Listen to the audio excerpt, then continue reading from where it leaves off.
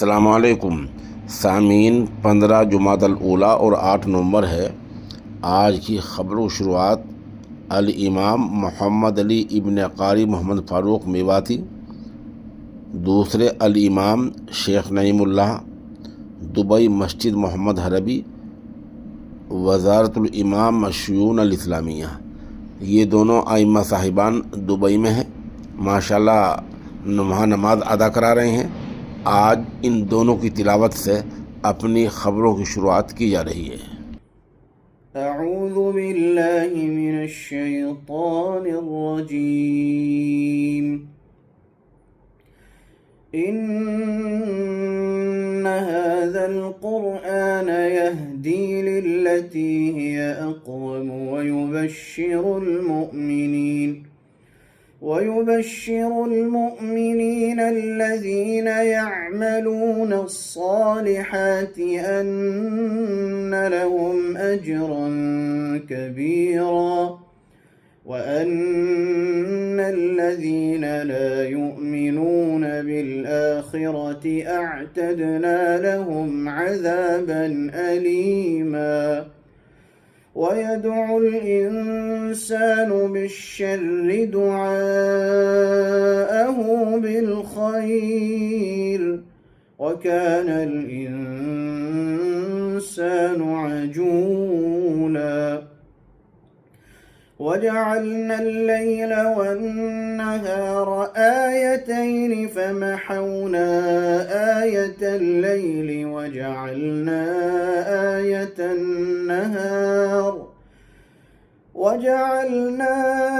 آية النهار مبصرة لتبتغوا فضلا من ربكم ولتعلموا عدد السنين والحساب وكل شيء فصلناه تفصيلا وكل إنسان ألزمناه طائره في عنقه ونخرج له يوم القيامة كتابا يلقاه منشورا اقرأ كتابك كفى بنفسك اليوم عليك حسيبا من اهتدى فإنما يهتدي لنفسه ومن ضل فإنما يضل عليها ولا تزر وازرة وزر أخرى وما كنا معذبين حتى نبعث رسولا وإذا أردنا أن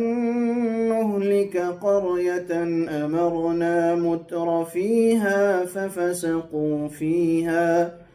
ففسقوا فيها فحق عليها القول فدمرناها تدميرا وكم أهلكنا من القرون من بعد نوح وكفى بربك بذنوب عباده خبيرا